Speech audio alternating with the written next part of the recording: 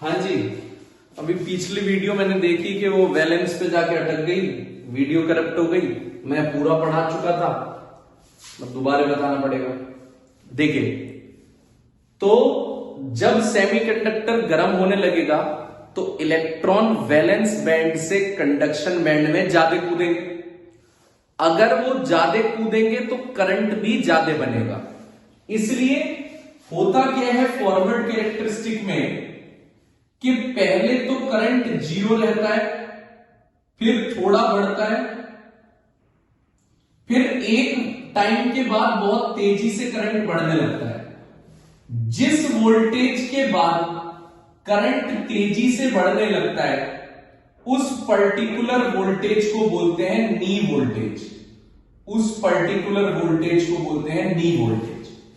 उससे पहले करंट धीरे धीरे बढ़ रहा था, उसके बाद करंट तेजी से बढ़ रहा है, उस वोल्टेज को नी वोल्टेज बोला जाता है। It is defined as the forward voltage, क्योंकि फॉरवर्ड डायरेक्शन में बाइसिंग करी है। फॉरवर्ड वोल्टेज बिलो विच, जिससे पहले करंट इंक्रीजेस ग्रेजुअली, धीरे धीरे बढ़ रहा है, and above which it increases rapidly, जिसके बाद वो तेजी से बढ़ रहा है। उससे पहले तो धीरे धीरे बढ़ रहा है और उसके बाद तेजी से बढ़ रहा है, तो उसे बोलते हैं हम नी वोल्टेज। करंट ज्यादा पास हो रहा है, इसका मतलब रेजिस्टेंस कम है, तो फॉरवर्ड बाइसिंग में रेजिस्टेंस कम होता है। ठीक है जी। तो सिंपल सा मतलब कंक्लूजन है कि अगर आपने फॉरवर्ड कनेक्शन किए हैं तो पहले करंट धीरे धीरे बढ़ेगा, फिर करंट तेजी से बढ़ेगा। जिस वोल्टेज के बाद करंट में तेजी आती है उस वोल्टेज को नी वोल्टेज बोलते हैं, नी वोल्टेज, वीके। अब आ जाओ जी रिवर्स कैरेक्टरिस्टिक। रिवर्स कैरेक्टरिस्टिक का सीन क्या है उसे समझो।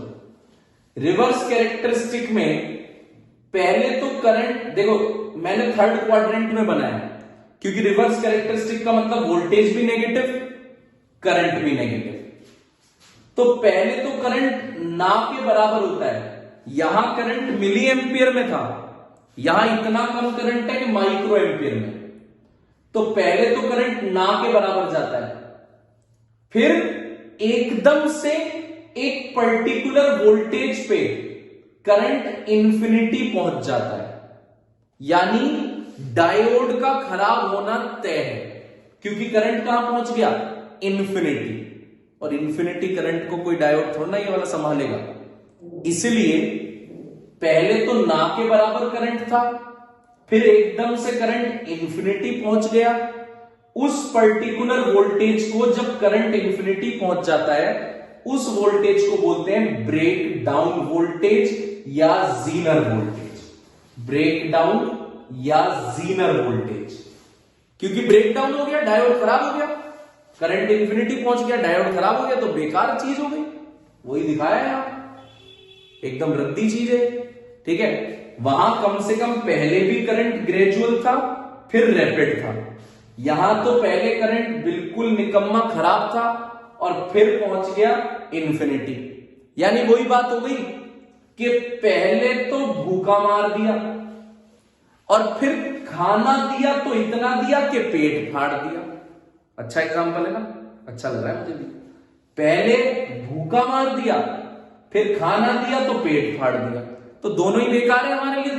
तो इसलिए रिवर्स कैरेक्टरिस्टिक यानी उल्टे कनेक्शन, रिवर्स बाइसिंग में डायोड काम नहीं करता, क्योंकि करंट बहुत कम होता है। करंट बहुत कम होता है, रेजिस्टेंस हाई होता है, करंट बहुत कम होता है, करंट पास ही नहीं करता।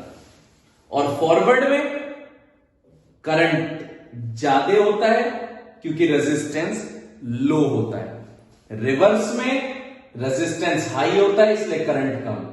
और इस पर्टिकुलर जगह जाके जब करंट इंफिनिटी पहुंच जाता है, इतना ज्यादा करंट बढ़ जाता है, तो इस पर्टिकुलर जगह पे रेजिस्टेंस कितना होता होगा, जीरो।